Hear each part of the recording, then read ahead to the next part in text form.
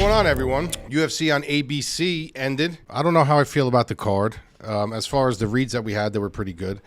We'll go over some of that. We'll go over some crazy stuff going on in the world. What is this with this new thing now? You see, this is what I mean. When I talk about like the general public, right? And I talk about hype trains in MMA.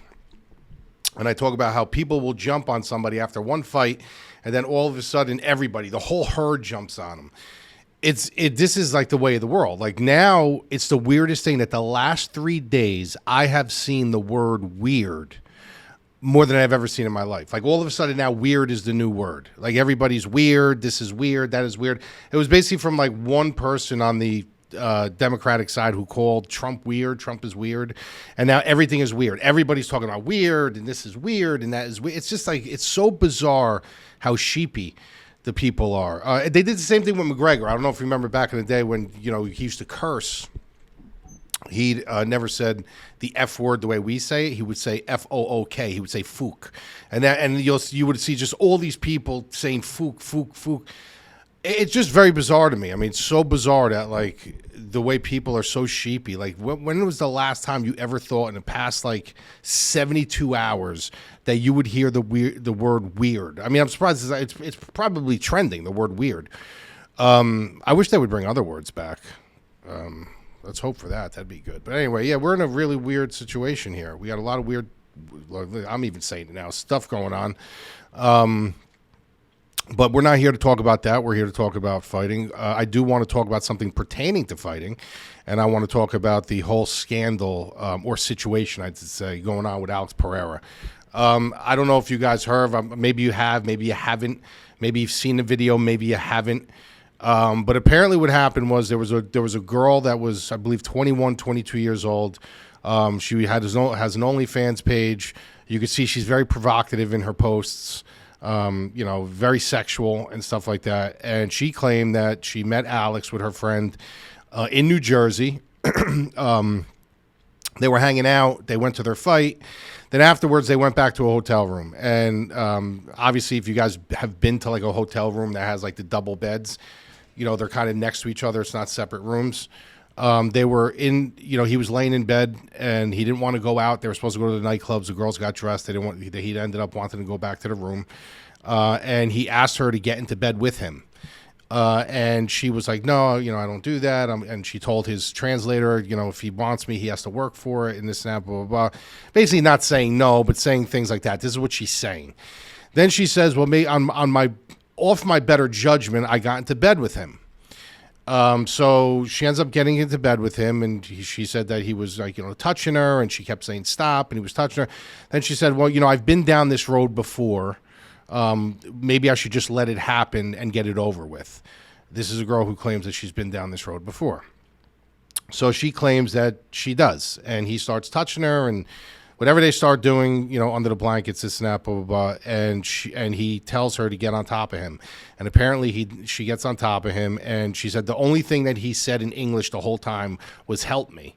Basically help him get it in, which I think is a complete odd thing to say. I mean, it's not like he's 12 years old, like he doesn't know what he's doing. And she said that she was so nervous that she couldn't. Like she just couldn't do it. So he got up and he turned her around and pretty much, I don't even know if I could say this without the video getting, taken down or flagged or whatever. But he ended up apparently putting it in her other hole. And I think I could say that. And what happened after that, she said, she took it and he went to take a shower and he showered. And then she's like, I wanted to take a shower afterwards, but I didn't know if he would let me. So I just sat on the toilet bowl while I bled. Then she said afterwards, she came back into the room and he said to her, come back to bed. And she went back to bed and he said, she said he spooned her, kissed her on the forehead, and they went to sleep. Nothing has been spoken about that since. Then she comes out with this video, but now that, people, obviously his fans and people investigate, we have the internet now, they're going back on her posts and they're seeing like 1 day later, she's posting pictures in her room and videos are in her room of her dancing, videos of her on the beach, videos of her, with her legs up in the air saying after one drink, this is me. So, I don't know how much to believe. Listen, it's a very serious allegation, and I'm not the type of guy to sit there and say, she's 100% bona fide liar. Like, I don't want to say that because then the woman movement comes after you, people come after you. So it's like, I don't know. All I'm saying is there's a lot of holes in these allegations. If you guys listen to the video and you listen to what she says, a lot of this stuff just doesn't add up. So my thing of this is there should be penalties going the other way if all this is completely fake. If this is a money grab for her, apparently there was a DM that went to somebody that sent her a DM and said, like, this is disgusting what you're doing. You're promoting all this crap, but yet you're doing this on OnlyFans. And then she wrote back how her OnlyFans now is thriving because of this situation that she was speaking of, with like a smiley face and a devil face. So how much do you really believe of this? But my whole point is, where's the penalty going back? When mind you, he's not married, so it's not like she's going to ruin his marriage, but she could tarnish this guy's legacy. She could tarnish his career. She could tarnish his, the person that he is with nonsense.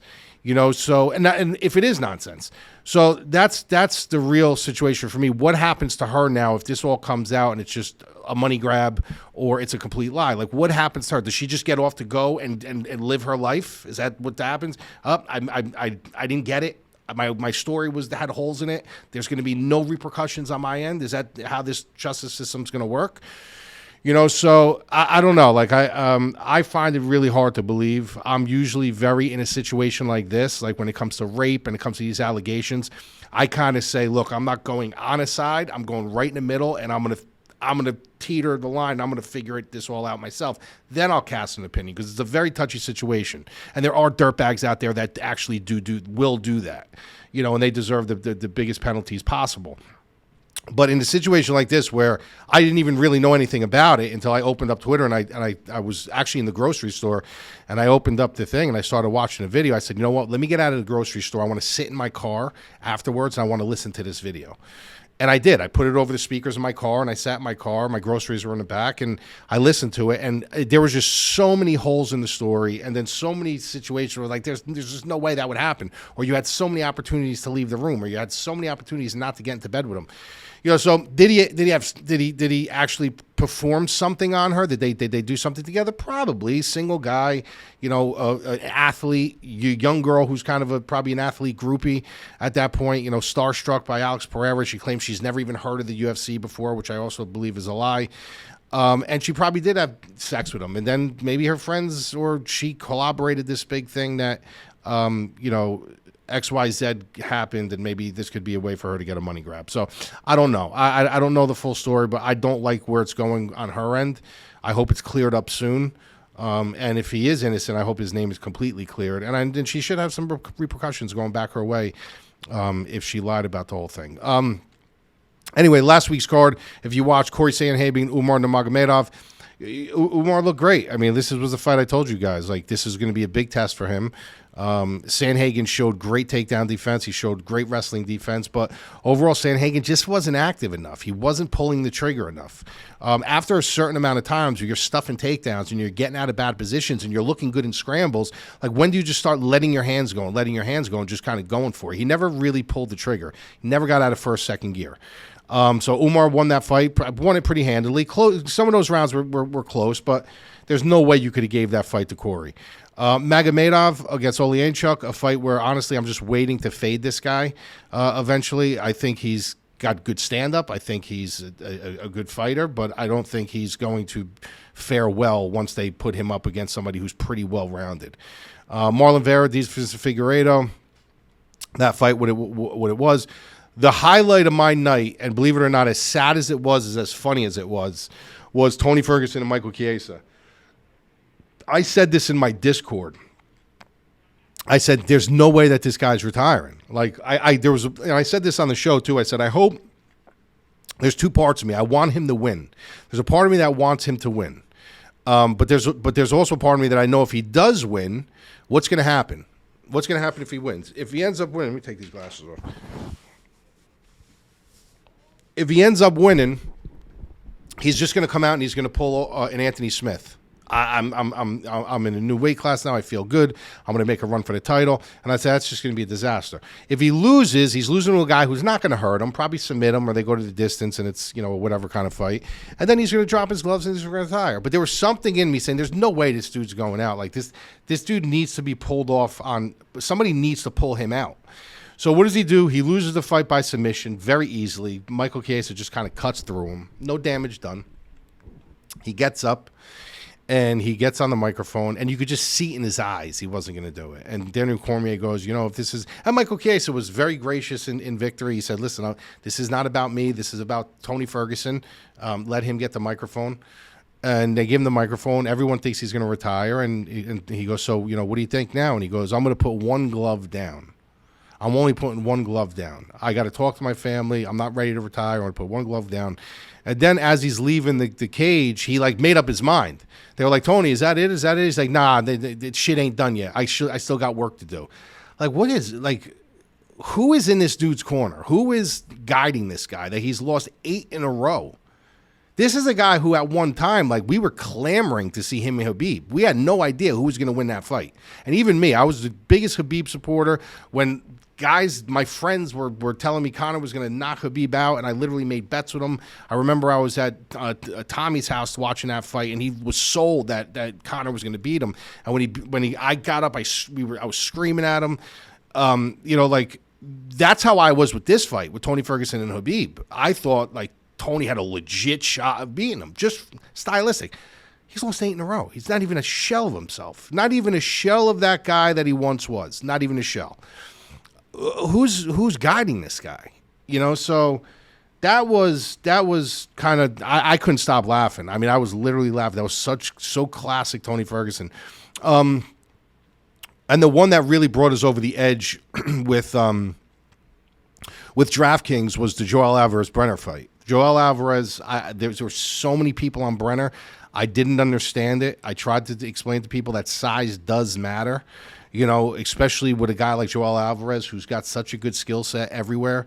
And Elvis Brenner, you can't just keep fighting as an underdog and fighting in chaos, and you're just going to keep storming back and winning. And everybody was sold that he was going to beat Alvarez, and Alvarez won. He won in spectacular fashion, scored really, really well, and a lot of people in our community cashed with that. So before we jump into the card, though, if you do want to get full breakdowns, go to the MadLabMMA.com. We have an exorbitant amount of information for you. I mean, we have the best breakdowns, most detailed breakdowns. We have the wagering bet pack, that very realistic wagering bet pack, not like these guys throwing 6, 7, 8 units when they're not even playing them. We have a full DFS. We have a chart that I build every week that is not white labeled. It's actually ours that you can manipulate and you can filter and you can do all these things with. An amazing thing that Steve Air Force One does. He does fighter metrics for every single fighter. Picture of the fighter with every single metric possible that you can find for these fighters, so you guys can go and screen through the fighters, and it's almost like a library for every card. Live streams, private podcasts. We have obviously our Discord, which holds the best community I've ever been a part of. Not because it's mine, it's because it's true. And then for football season, if you join up now and you're in from now until football season, you will get football 100% free. So any member that is a part of the MadLabMMA.com now, with your membership with MMA, you're getting free NFL. We're going to be concocting a little bit new team, a little consolidated new team. And I'm producing something now called right now it's called the Value Bully. And it is not a white label product. This is a product that we built in-house. And it's going to be a really, really good tool. Works very similar to the MMA one that we have, but it's by position. You could filter it all different ways. You can use it in conjunction with your optimizer. You can't upload it to your optimizer, but you can utilize it in concert with your optimizer. And you can also, it's a great tool for hand builders. So I can't wait to launch it. I'm still working on it. I've been up every night for the past couple nights, really trying to get it to execute the right way. So I'm super, super psyched to do that. So definitely come in and give us a try and check that out. Like I said, you're getting football free with your MMA membership. You ain't getting that deal anywhere. And that's wagers, DFS, everything. Anything you have with NFL. All right, let's jump into this card. It's not going to be a long one. So I'll be honest with you guys. we have fights every week, right? We have fights every single week. You don't have to pull the trigger every single week on these fights. It's just not what you need to do. It's not like it's football season where you have X amount of weeks. There's 1 day a week, and that's it. You have it for a quarter of the year, or basketball or baseball where you have it every day and you can kind of pick and choose your spots. This is all year round. We have no season. MMA has no season. It's 12 months a year, every week, minus a couple breaks here and there. You don't need to pull the trigger on every single card. So if there's a card that I would tell you as a friend, if you were sitting here in the studio with me and you say, Mike, is this card worth like me throwing an investment into? I'd say no. I'd say it's not a card that you should be investing in. If you want to, if you're home and you're watching the fights and you want to have some sugar on it, you want to have some fun, yeah, sure. But if you're looking to like, if you're working off your bankroll in a hard way and you're trying to really, like, you have a system, which you should have, it's not a card that I would say put your normal bankroll in this. I would say like quarter of what you usually put on this card. Keep it fun, keep it interesting. Go for maybe some quarter unit, long shots, some crazy parlay, stuff like that, because this is not a card where you're going to sit there and you're going to confidently bet straight up with these fighters. The value just isn't there. So we're going to go with the main event, Marcin Tybura versus Spivak. This is a rematch. When you look at this fight, both of these guys, I wouldn't say they're carbon copies of each other, but they do have very similar styles. The thing I'd say about Marcin Tybura, this is a guy who I have much more respect than a lot of people in the MMA community do for this guy. I always did. Anytime he ever fought, I said, it's tough. Like, yeah, he should, Marcin should lose this fight or he should win this fight. But at the end of the day, if somebody was fighting him, I would always say, like, he's got skills everywhere. He's got a little bit of grappling. He's got some wrestling. He's got some decent striking. He doesn't have the greatest cage IQ, but he can catch you. Like, he can beat you. If you're off on a certain night, Marcin Tybura will take advantage. He is more of a well-rounded heavyweight than some of the guys in the division. Spivak, the same thing, though. This is a guy very similar to him, just not as athletic. Spivak really has no athletic ability, but he does have a good lumbering style to get in on you and take you down. His grappling is efficient. His striking is not on the level of Tybura. He is younger. He does have room to improve. We have seen improvements with him in recent past. Where Marcin Tybura, you kind of know what you're getting from him. You're going to get a guy who's either going to come in and fight really, really well, or you're going to get a guy who's going to come in, his cage IQ is just going to be like, what is he doing here? Why is he doing this? So ultimately, I think this is kind of a coin flip fight. I think this entire card sits that way. I do like Sergey Spivak in this spot. But not by much. And like I said, I wouldn't hold any clear value on there. I don't think there's really a lot of meat on the bone from a betting perspective straight up. Like I said, I haven't seen all the props yet. They're not out yet. I will search and see if I find any value there. But from a straight up perspective, why? It's two lumbering heavyweights that really aren't that good. Like, how much do you really want to invest in this fight? How much confidence do you have in this fight? Next one, Damon Jackson, Mariscal. This is a good fight. This is a fun fight. And what makes it fun is Damon Jackson. Damon Jackson is a really, really fan-friendly fighter. No matter if he wins or loses, the UFC keeps guys like this on the roster because he is fun. He is exciting. He is not a guy who's going to grapple you and just sit in top control and sit in your guard. He is looking to work, and he is looking to finish you. The way you beat a guy like Damon Jackson is you don't bite and buy into the chaos. You stay out of his storm, and you make him come out of the storm and fight you in a controlled environment. And that's what Chepe does. Chepe is a guy who fights in a very controlled environment. He will pop into chaos and pop out, pop in, pop out. But he's not going to go into the storm with you and stay in this tornado until somebody falls. It's not the way Chepe fights. He's a little bit more well-rounded. He's more durable. And this is a guy who picks and chooses his spots. And that's a fight that Damon Jackson will try to extract out of him. He's going to try to go in there and he's going to try to lay bait down, lay cheese down, and hope that Mariscal comes down and eats the cheese. I don't think he's going to do it. I think he's going to keep this into a much more Mariscal-templed fight where he's going to buy into the chaos a little bit and then he's going to jump out. And it's almost like jumping in and out of the pool. That's what he's going to be doing. He's just going to be doing it enough to score, cause damage, see what kind of reaction he's getting out of Jackson, and then he's going to back out. And that's where the fight can kind of teeter a little bit. Jackson's always a value play in DraftKings. Like, you always have to look at him in DraftKings. He's a borderline punt play here. And he's always viewable because he's got that really high upside, but he's also too much of a risk taker in spots where he's fighting somebody that knows how to fight in a controlled environment. So I do like Mariscal here to win. I do think he does have upside for a possible finish. I wouldn't be shocked if it goes to the cards. But my official pick is Chepe Mariscal. Next one, Danny Barlo and Nikolay Vertenikov. You know, I was high on Barlo. I actually was really intrigued to see Barlo versus Medic. That would have been a really good, I shouldn't even say measuring stick for him, because that would have been that was a fight that I was like, that could be an L. That could be his first L. But it's not what we're getting here. We're getting Vertenikov to come in, to fight this fight. Not a bad fighter, 12-4. The thing with him is it seems like he's a step behind. If you watch him on film and you watch Danny Barlo, it feels like he's going to get to the spots, but he's going to get it to him a little late. Barlo's a little more athletic, a little more, a little sharper, a little quicker, definitely has more pop on his shot. He ties his punches together a little bit better. Nikolai's got some good fundamentals and stuff, but like I said, he's not going to get to the spots quick enough, I don't think. So barring Barlo doesn't just like choke in this fight, I do think he wins. I do think he probably wins by knockout. Next one, Goodier and Quang Lee. This is a fight that is another one who it fell off the board, and Quang Lee's coming in to try to save Goodier's spot to keep him on the card. And Quang Lee 8-0. The guy's got a good fighter's body. That's what I'll say. It's the one thing I noticed about him. I was like, he's got a good fighter's physique. He does some nice things on film, but he does load up a lot. Like he does like load up a lot, and he is not really fundamentally wound together great.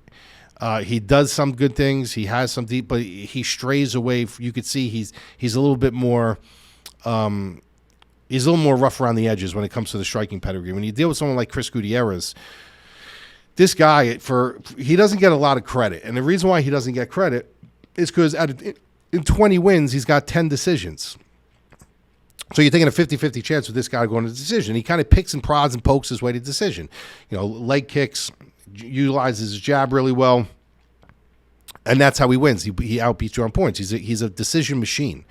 But he's so fundamentally sound. Coming from Factory X, great striker. His wrestling needs a little, work. His wrestling takedown defense lead. But if he was able to clean all these things up, his striking pedigree is really, really high level. I like Chris Gutierrez a lot. I really, really did.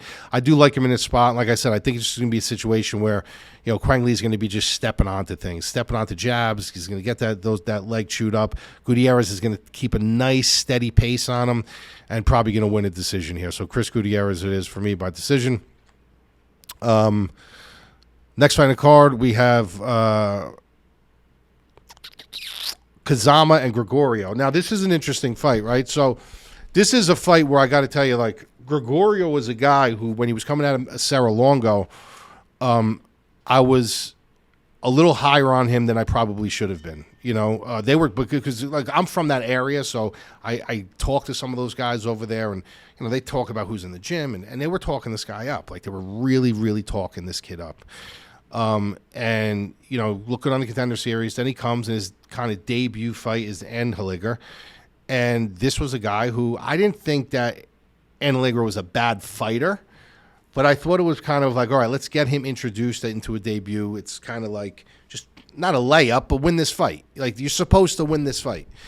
He was one of the biggest DraftKings guys on the cards that night too, I remember, and he lost.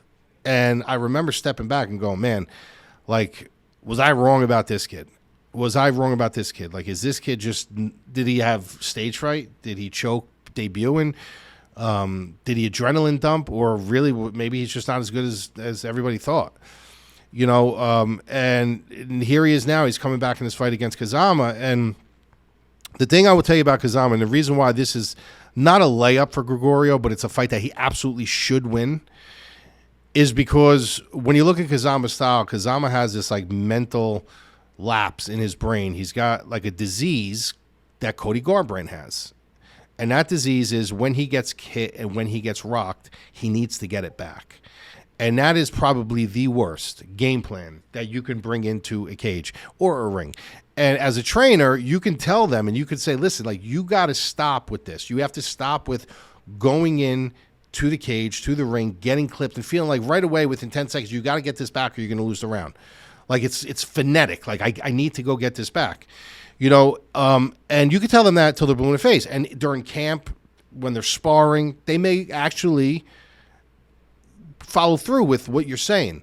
But the minute instinct kicks in, the minute they're in there and their adrenaline is pumping and things are going, things are moving, and the punches are being thrown, the kicks are being thrown at a very high level and a very high torque to be, to actually hurt your opposition, and you get clipped and you go down. When instinct kicks in, if that's your instinct to get up and just fight and just go and get back what you lost, that's who you are. And he showed that in his fight against Nakamura. He showed it in both of his fights. He showed it against Nakamura and he showed it against Garrett Armfield. But against Nakamura, he gets knocked down in round. He gets knocked down. I think it was round 1. And he gets up and he literally now on when you get knocked down, this doesn't mean you have a bad chin if your legs are rubbery. Okay, that's the one thing. Like when you ask somebody, have you ever been knocked out? It's the worst feeling in the world. I cannot tell you what a horrible feeling it is when you get clipped and your legs go. Because what happens is your mind is telling you, like, I'm fine. This is what I need to do. But your legs are saying, screw you. Like, no, I ain't ready yet. So when you get, it's almost like when you have those nightmares when you're running in sand and you just can't run. Like you feel like you're trying to run as fast as you could, and that's how it feels like when your legs go. And when and there's nothing you can do about it. Like you can't hit a button, or you can't tell yourself, all right, legs, come on. They come back when they're ready. When they're recovered, they come back. So that when you get knocked down like Kazama did, the smart thing to do is get back on your bike, hop around a little bit, bounce around a little bit, bounce on your toes, wake your legs back up. Or if you're going to go chaotic like that, you got to clinch up. You got to try to at least ground it and get your energy back, get your legs back, get your strength back. But what does he do? He just goes right and he gets clipped again and gets knocked out. That shows me right there that this kid is literally a hunter. No matter what, he's a hunter through and through, and that's going to be the demise for him in this fight. That's going to be the demise for him. He's going to go hunting again. He's going to get clipped with somebody. He's going to get hurt, and he's going to have Cody Garbrandt disease, and he's going to go after Gregorio. Gregorio is either going to finish him or he's going to hurt him enough within these rounds to win the rounds and win the decision. So I'm going to go Gregorio here. I think he wins this fight, but I do think he has upside for a finish here. And that's pretty much it, guys. The prelims, you have Carl Hossa and Pian Kinzad, Denise and Carl Williams, which is actually an interesting fight. Zalal and Aarons is actually a very interesting fight. I'm on the side of Zalal here, but I can see that fight being tougher than people think. Luciano Alencar, which is a rematch from the Contender Series. That fight was really good. Watch that fight. Alencar is a high-level BJJ player. Luciano, a good striker. When you look at what happened in that fight, you had Alencar winning both rounds, round 1 and 2. With her grappling and control time. So normally in a situation like that, what do you say? Like, you got to finish this fight. Luciano went in and she really tried to finish the fight, and she ended up getting to the point where she 10-8 rounded her, and the fight was a draw. So now this is it. This is a rematch to see who's going to win the fight. So interesting. You got Luciano coming in kind of the 4th round with the momentum, but you also have Alencar, who won the first 2 rounds with grappling control. So we'll see what happens there. As far as Mackenzie's dog pick of the week, Mackenzie is out right now with a broken tailbone, I believe it is. And this is not a card where studies need to be really done. So she will come back after her injury for UFC 305, which is Dricus and Adesanya, and is a stacked card. So she will come back then, and I will come back then. And until then, stay weird.